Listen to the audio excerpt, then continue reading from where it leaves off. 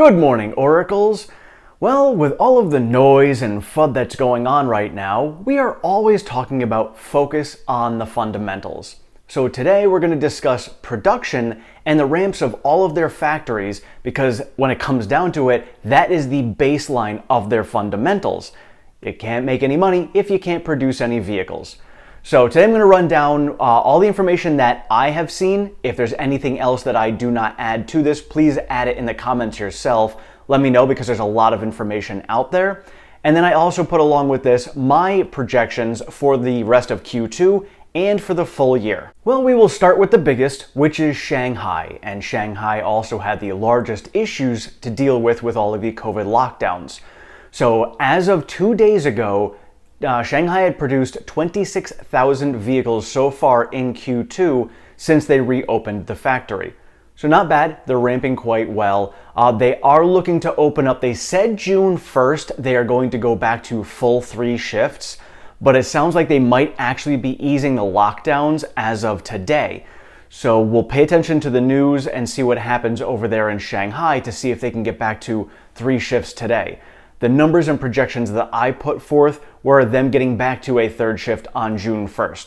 I'm trying to be very conservative with my numbers based upon the information that I have. And so going back to that on June 1st, and then their ramp before was 2,600 vehicles per day. So I have them slowly ramping up to that as we get through the end of the month. And James Cat over on Twitter had mentioned that Shanghai is looking to produce 80 to 90,000 vehicles per month starting July.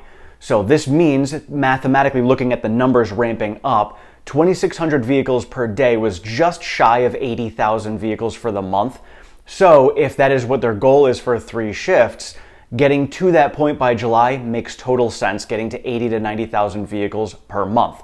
So that's what I have it ramping up to that point. So for me, I have Q2 in Shanghai at 98,600 vehicles. And I have the total for 2022 for Shanghai at 786,995.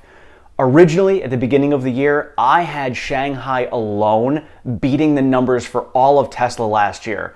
Obviously, the lockdowns really put a damper on that. I don't feel that they're going to reach that. If they do, awesome, and congratulations to Team Shanghai.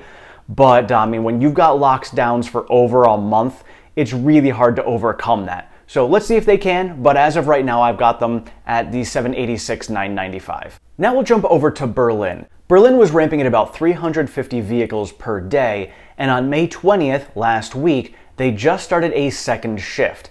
So they should be able to get about 350 vehicles produced per shift, but obviously they're not going to jump right on and flip the switch and go to 350. So I have that ramp slowly creeping up over the course of the next month and a half to get them into July to finish off the quarter. And they are also looking to add a 3rd shift by Q3 or Q4 of this year. So that'll put them at about 1,000 vehicles per day by the end of the year. So looking at my Q2 predictions for Berlin, I have them at 32,550 vehicles produced. And for total production in 2022, I have them at 158,150 vehicles. Now when it comes to Austin, we don't really have a lot of information coming out of there. If you guys have any specific information with ramp rates or 4680s or anything, please share because I have not seen anything. So I'm assuming they're a little bit behind Berlin because they're using the 4680s and structural packs. So I don't know what that ramp speed is right now. I mean, we see them coming out, so we know that they're producing the vehicles, but I honestly don't really know what the speed is going on over there. And so as of right now, I have Austin producing 24,100 vehicles in Q2, and for all of 2022, I have them producing 126,400 vehicles. And again, hopefully we'll get some information on Austin soon so I can really update my valuation model to, more specific numbers other than just kind of guessing that they're a little bit behind Berlin. But again, if you guys have any more information, please share. And then for Fremont, they've been basically flat, but we've been hearing from like Chip Chowdhury talking about how they're bumping up production 10 to 20%.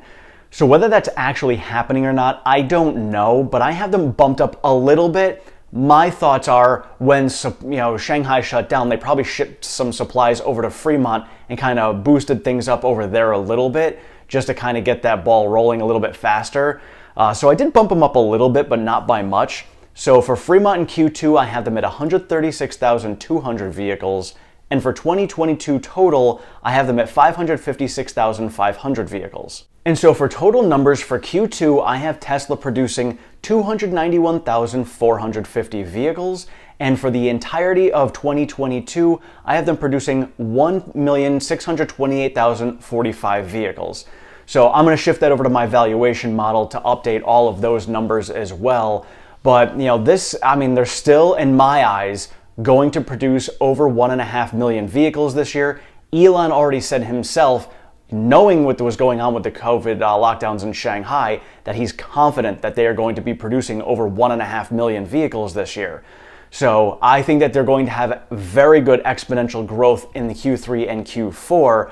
So this is going to put those numbers a little bit higher in my eyes. So I think 1.62 million is definitely feasible for the end of this year. And now, of course, we do have supply chain issues to deal with, but a lot of those supply chain issues were coming from Shanghai and the lockdowns.